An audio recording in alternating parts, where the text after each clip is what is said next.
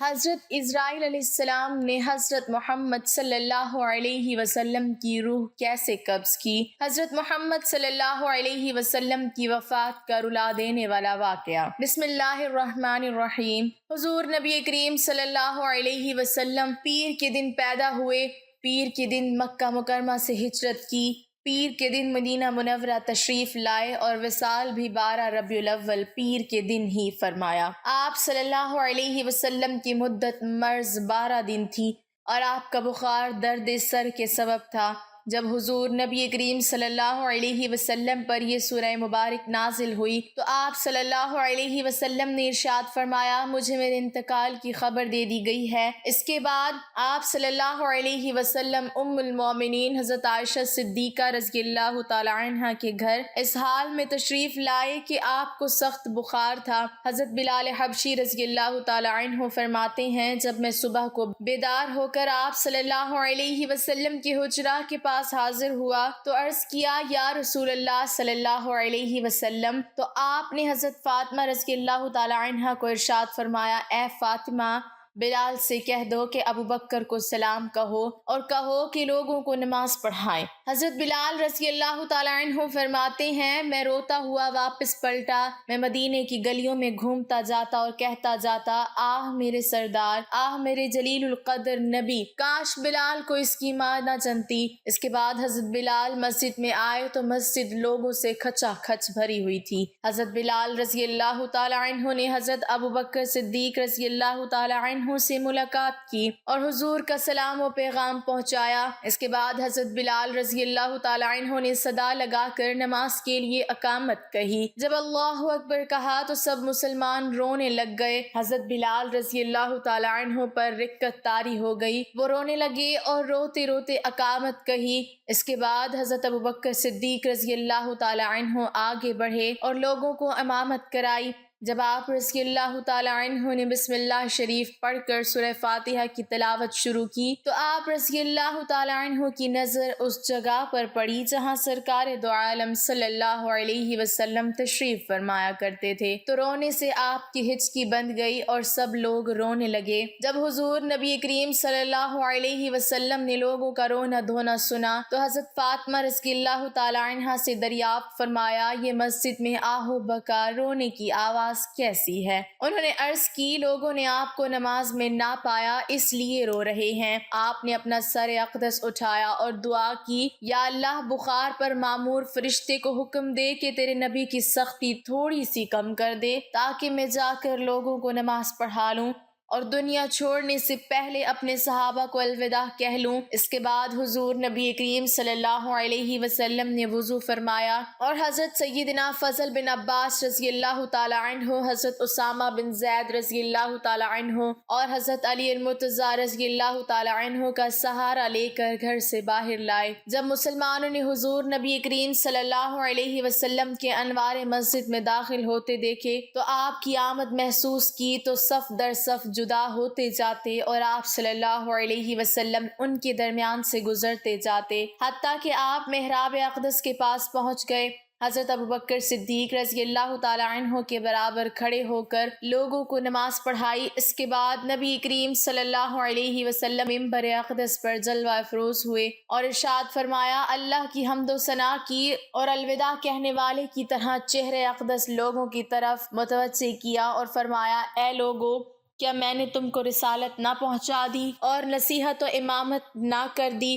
لوگوں نے عرض کی، کیوں نہیں یا رسول اللہ صلی اللہ علیہ وسلم، بے شک آپ نے رسالت پہنچا دی اور امانت ادا کر دی اور امت کی خیر خواہی کی اور اللہ کی عبادت کی یہاں تک کہ آپ کا آخری وقت آ گیا۔ اللہ ہماری طرف سے آپ کو ہر نبی کی جزا سے افضل جزا دے جو اس نے ہر نبی کو اس کی امت کی طرف سے عطا کی۔ پھر آپ صلی اللہ علیہ وسلم ممبر شریف سے اترے اور صحابہ کرام رضوان اللہ علیہم اجمعین کو الوداع کہا، ان سے ہاتھ ملایا۔ تمام صحابہ کرام رو رہے تھے۔ پھر سرکار دو عالم صلی اللہ علیہ وسلم حضرت عائشہ صدیقہ رضی اللہ تعالی عنہا کے گھر تشریف لے گئے اور مرض میں مبتلا رہے یہاں تک کہ ملک الموت ایک آدمی کے روپ میں حاضر خدمت ہوئے اور حجرہ اقدس کے دروازے پر کھڑے ہو کر عرض کی، السلام علیکم اے سر چشمہ نبوت و رسالت کے اہل بیت، کیا مجھے آپ کی خدمت میں حاضری کی اجازت ہے؟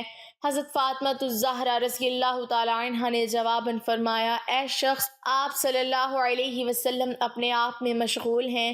اس نے پھر عرض کی تو حضور نبی کریم صلی اللہ علیہ وسلم نے دروازے سے جھانکا اور ملک الموت کو دیکھ کر حضرت فاطمہ الزہرا سے ارشاد فرمایا، جانتی ہو دروازے پر کون ہے؟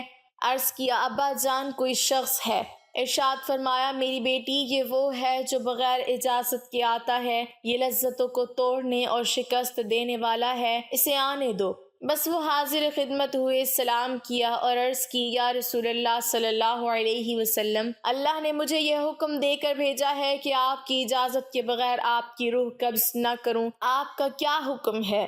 حضور علیہ السلام نے ارشاد فرمایا، ٹھہر جاؤ حتیٰ کہ جبرائیل کو آنے دو۔ ام المومنین حضرت عائشہ صدیقہ رضی اللہ تعالی عنہا فرماتی ہیں، ہم نے ایسی بات کا سامنا کیا جس کے متعلق ہمارے پاس کوئی رائے نہ تھی، گویا ہم پر کوئی مصیبت آن پڑی ہو۔ اس بات کی بڑھائی اور ہیبت کی وجہ سے گھر میں سے کوئی بھی بول نہ سکتا تھا۔ حضرت جبرائیل امین علیہ السلام حاضر ہوئے اور عرض کی، اللہ آپ کو سلام فرماتا ہے اور آپ کی مزاج پرسی فرماتا ہے، حالانکہ وہ آپ کی حالت خوب جانتا ہے، لیکن وہ مزید کرامت و شرف عطا کرنا چاہتا ہے۔ آپ نے ارشاد فرمایا، اے جبرائیل، ملک الموت نے مجھ سے اجازت طلب کی ہے، اور پھر آپ نے پوری بات بتائی۔ جبریل امین علیہ السلام نے عرض کی، یا محمد صلی اللہ علیہ وسلم، آپ کا رب آپ سے ملاقات کا مشتاق ہے، کیا اس نے نہیں بتایا کہ وہ کیا کرنا چاہتا ہے؟ خدا کی قسم، ملک الموت نے آج تک کسی سے اجازت طلب نہیں کی، لیکن آپ کے شرف و مرتبے کو پورا کرنے والا ہے۔ پھر حضور نبی کریم صلی اللہ علیہ وسلم نے ارشاد فرمایا، ملک الموت کے آنے تک آپ یہاں سے نہ جائیے۔ آپ نے خواتین کو اجازت دی اور ارشاد فرمایا، اے فاطمہ، میرے قریب ہو جاؤ۔ وہ حاضر خدمت ہوئی تو آپ کی طرف جھک گئیں، آپ نے ان کے کان میں سرگوشی فرمائی۔ انہوں نے اپنا سر مبارک اٹھایا تو آنکھوں سے آنسو جاری تھے، ان میں بات کرنے کی سکت نہ تھی۔ سرکار دو عالم صلی اللہ علیہ وسلم نے پھر فرمایا، اپنا سر میرے قریب کر دو، تو وہ دوبارہ آپ کی طرف جھک گئی۔ آپ نے دوبارہ سرگوشی فرمائی۔ خاتون جنت رضی اللہ تعالی عنہا نے سر اٹھایا تو وہ مسکرا رہی تھیں، لیکن کلام کرنے کی طاقت نہ تھی۔ ام المومنین حضرت عائشہ صدیقہ رضی اللہ تعالی عنہا فرماتی ہیں، ہمیں ان کی حالت سے بہت تعجب ہوا۔ اس کے بعد ان سے پوچھا تو انہوں نے فرمایا، مجھے رسول اللہ صلی اللہ علیہ وسلم نے بتایا کہ میں آج انتقال کر جاؤں گا، تو میں رونے لگی۔ پھر فرمایا، میں نے دعا کی ہے کہ اللہ میرے گھر والوں میں سب سے پہلے مجھے تجھ سے ملائے اور میرے ساتھ رکھے، چنانچہ اس بات نے مجھے خوش کر دیا۔ پھر ملک الموت حاضر خدمت ہوئے، سلام کیا اور اجازت طلب کی۔ اجازت ملنے کے بعد عرض گزار ہوئے، یا رسول اللہ، اب مجھے آپ کیا حکم فرماتے ہیں؟ ارشاد ہوا، مجھے میرے رب کریم سے ملا دو۔ انہوں نے عرض کی، جی ہاں، آج ہی ملا دیتا ہوں۔ اور جبرائیل امین علیہ السلام بھی عرض کرتے ہوئے چل دیے، یا رسول اللہ، آج میں آخری بار زمین پر اترا ہوں۔ وہی لپیٹ دی گئی اور دنیا سمیٹ دی گئی۔ مجھے دنیا میں آپ کے علاوہ کسی سے کوئی کام نہ تھا اور مجھے آپ کی محبت ہی مقصود تھی۔ حضرت عائشہ صدیقہ رضی اللہ تعالی عنہا فرماتی ہیں، حضور نبی کریم صلی اللہ علیہ وسلم نے اپنا سر مبارک میری گود میں رکھا، آپ پر بے ہوشی طاری ہو گئی، یہاں تک کہ بے ہوشی غالب آ گئی اور آپ کی پیشانی سے اس قدر پسینہ ٹپکتا تھا کہ میں نے کبھی کسی انسان سے اس قدر پسینہ بہتے نہیں دیکھا۔ میں وہ پسینہ پونچھتی جاتی تھی اور اس سے زیادہ خوشبودار چیز میں نے کبھی نہیں دیکھی۔ حضور نبی کریم صلی اللہ علیہ وسلم وقت وصال جبرائیل امین علیہ السلام سے پوچھنے لگے، میرے بعد میری امت کے لیے کون ہوگا؟ تو اللہ نے جبرائیل امین علیہ السلام کی طرف وحی نازل فرمائی کہ میرے محبوب کو خوشخبری سنا دو کہ میں اس سے اس کی امت کے سلسلے میں رسوا نہیں کروں گا، اور اسے یہ خوشخبری بھی دے دے کہ جب لوگوں کو قبروں سے باہر نکالا جائے گا تو سب سے پہلے میرا محبوب باہر تشریف لائے گا۔ جب لوگ جمع ہوں گے تو میرا محبوب ان کا سردار ہوگا، اور جب تک ان کی امت جنت میں داخل نہ ہو جائے تمام امتوں پر جنت حرام ہے۔ یہ سن کر آپ صلی اللہ علیہ وسلم نے ارشاد فرمایا، اب میری آنکھیں ٹھنڈی ہو گئیں اور میرا دل خوش ہو گیا ہے۔ جب آپ کو ہوش آیا تو میں نے عرض کیا میرے ماں باپ آپ پر قربان ہوں، آپ کی پیشانی پر اس قدر پسینہ کیوں ہے؟ حضور نے ارشاد فرمایا اے عائشہ، مومن کی جان پسینے کے ذریعے نکلتی ہے اور کافر کی جان گدھے کی طرح اس کے بانچھوں سے نکلتی ہے۔ حضرت عائشہ صدیقہ رضی اللہ تعالی عنہا فرماتی ہیں کہ حضور نبی کریم صلی اللہ علیہ وسلم کا سر مبارک میری گود میں ہی تھا کہ آپ نے اپنی جان آفرین کے سپرد کر دی۔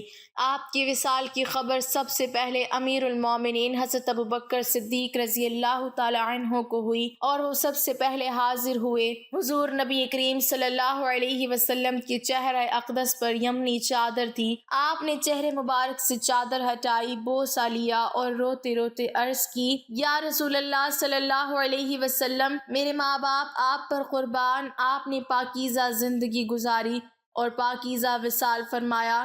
جو موت اللہ نے آپ کے لیے لکھ دی تھی وہ آپ نے پالی۔ اسلام کے لیے خیر خواہی پر اللہ آپ کو بہترین جزا عطا فرمائے۔ پھر آپ رضی اللہ تعالیٰ عنہ لوگوں کی طرف نکلے اور آپ کے وصال کی خبر دی۔ حضرت فاطمہ الزہرا رضی اللہ تعالیٰ عنہ کی فریاد نکلی، اے میرے عظیم باپ۔ حضرت حسن اور حسین رضی اللہ تعالیٰ عنہ نے صدا لگائی، اے ہمارے جد کریم۔ ہر مسلمان غم و الم میں ڈوب کر کہا، ہمارا رنج و الم حضور علیہ الصلوۃ والسلام کے وصال پر شدت غم سے۔ خلفائے راشدین امیر المومنین حضرت ابوبکر صدیق، حضرت عمر بن خطاب، حضرت سیدنا عثمان غنی اور امیر المومنین حضرت علی المرتضیٰ رضی اللہ تعالی عنہ کی آنکھوں سے اشک رواں تھا۔ ناظرین، دنیا میں رہنے کی خواہش کیوں کی جاتی ہے؟ حالانکہ حضور نبی کریم صلی اللہ علیہ وسلم نے بھی اس دنیا کو چھوڑ دیا۔ حضور نبی کریم صلی اللہ علیہ وسلم کے وصال کے بعد بھی اس دنیا میں ہمیشہ رہنے کی خواہش کیوں کرتے ہو؟ کیا ہمارے لیے ان لوگوں میں عبرت نہیں جنہیں گزشتہ سالوں، مہینوں میں اور زمانوں نے ختم کر دیا؟ کیا ہمارے لیے ان لوگوں میں کوئی غور و فکر نہیں جنہیں موت نے ہم سے جدا کر دیا؟ ان میں سے کوئی بوڑھا تھا، کوئی ادھیڑ عمر تو کوئی نوجوان تھا، کوئی بچہ، جبکہ کوئی تو پیدا ہوتے ہی راہ آخرت پر چل پڑا کہ ہم نے ان سے عبرت نہ پکڑی جن کو ہم نے قبروں میں دفن کیا، جیسے دوست، احباب، بھائی اور ہمسائے وغیرہ۔ تو کب تک ہم دنیا کے تعلقات کی طرف متوجہ رہیں گے؟ ناظرین محترم، موت کی سختیاں بہت شدید ہیں۔ اللہ پاک مجھے، آپ کو اور تمام امت مسلمہ کو موت کی سختیوں سے اپنی پناہ میں رکھے اور مرتے وقت ہمیں کلمہ طیبہ نصیب فرمائے، آمین یا رب العالمین۔ ناظرین، کمنٹ باکس میں اللہ تعالیٰ کے 99 ناموں میں سے ایک نام ضرور ٹائپ کریں۔